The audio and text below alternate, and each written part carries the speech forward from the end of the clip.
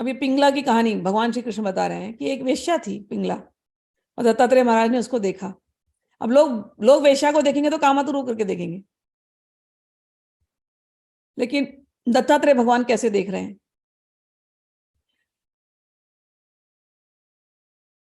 दत्तात्रेय भगवान कहते हैं,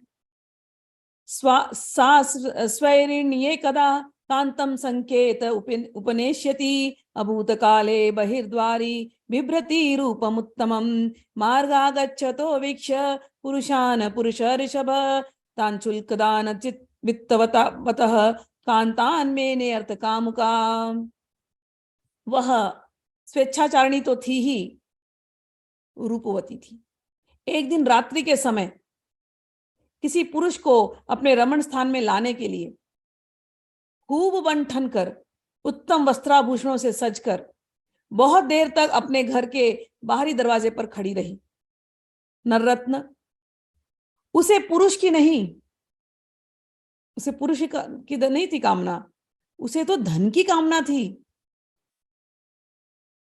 और उसके मन में यह कामना इतनी दृढ़मूल थी कि वह किसी भी पुरुष को उधर से आते हुए देखती तो सोचती ये कोई धनी है, अभी आएगा मेरे पास और मुझे धन देकर उपभोग करने के लिए आएगा और मुझे धन मिलेगा। तो इसको उस पुरुष में कोई इंटरेस्ट नहीं है, उसको धन में इंटरेस्ट है। जब आने जाने वाले आगे बढ़ जाते तब फिर वह संकेत जीवनी वैश्या यही सोचती कि अवश्य ही अब की बार कोई ऐसा धनी मेरे पास आवेगा जो मुझे बहुत धन देगा। एवं दुराशया ध्वस्त निद्रा द्वारवलंबती निर्गच्छन्ति प्रविशति निशिथम समपद्यता। तो जितने लोग आ रहे हैं जा रहे हैं, ये सबके ऊपर आशा लगा के रखिए, ये धनी आया है ये मेरे पास आएगा। वो नहीं देखता, वो चला जाता। दूसरा धनी आया, ये मेरे पास आएगा। नहीं, कितने लोग निकलते गए ऐसे ही। हर एक के साथ इसने आशा लगाया ये धनी मानी आएगा, कोई धनी मानी आया ही नहीं। उसके चित्त की दुराशा बढ़ती रही और वह दरवाजे पर बहुत देर तक टंगी रही। उसकी नींद भी जाती रही। वह कभी बाहर आती तो कभी भीतर जाती। अब रेस्टलेस हो रही है कि कोई तो आए, कोई तो आए, कोई तो आए, कोई आए नहीं। और इस प्रकार आधी रात हो गई। दत्तात्रेय भगवान कहते हैं यदु महाराज से, तस्या वित्ताशया शुष्य द्ववक्त्राया दिन चेतसः निर्वेद परमो जज्ञे चिंता हेतु सुखावह। राजन, राजन कौन है यहाँ पर? यदु महाराज, उनसे बात हो रही है दत्तात्रेय की। राजन, सचमुच आशा, और वो भी धन की, बहुत बुरी है।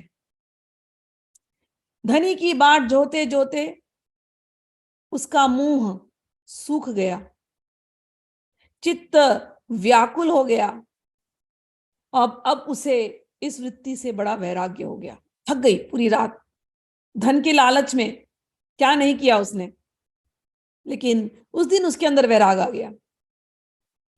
गई कमरे में, उसमें दुख बुद्धि हो गई, परंतु इससे संदेह नहीं कि इस वैराग्य का कारण चिंता ही थी। लेकिन चिंता होकर के भी आज उसे वैराग्य हो गया, आज उसे दुख बुद्धि हो गई। जब पिंगला के चित्त में इस प्रकार के वैराग की भावना जागृत हुई, तब उसने एक गीत गाया। वह मैं तुम्हें सुनाता हूं। इसको तलवार की तरह काटने वाली नहीं, गीत ये था, कह रहे हैं कि मैं तुम्हें गीत सुनाता हूं कि हे राजन, मनुष्य आशा की फांसी पर लटक रहा है।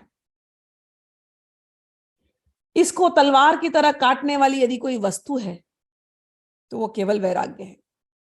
प्रिय राजन, जिसे वैराग्य नहीं हुआ, जो इन बखेड़ों से उबा नहीं है, वह शरीर और इसके बंधन से उसी प्रकार मुक्त नहीं होना चाहता जैसे अज्ञानी पुरुष ममता छोड़ने की इच्छा भी नहीं करता। भगवान दत्तात्रेय पिंगला की कथा सुना रहे हैं कि आशा मुक्त हो जाने के लिए, निष्काम होने के लिए, वैरागी होने के लिए, ये भगवान दत्तात्रेय ललिता महात्रिपुर सुंदरी की शिक्षा देने वाले हैं। वो ललिता महात्रिपुर सुंदरी जो एक हाथ से आप लोग को पता है क्या देती है? भोग। ज्यादातर लोग मेरे पास आते हैं, ललिता त्रिपुर सुंदरी की साधना उनको अपनी भोग इच्छा पूरी करने के लिए ही करना है। लेकिन मैं बार बार सिखा रही हूँ, हमारे गुरुदेव क्या कह रहे हैं, भगवान दत्तात्रेय, भोग आएगा लेकिन भोग के प्रति तुम्हारी वृत्ति क्या होनी चाहिए? धन की लालच में नौकरी करने जाते हैं, कहीं भी जाते हैं, यही तो हो रहा है ना, एक्सप्लॉयटेशन ही हो रहा है ना आपका।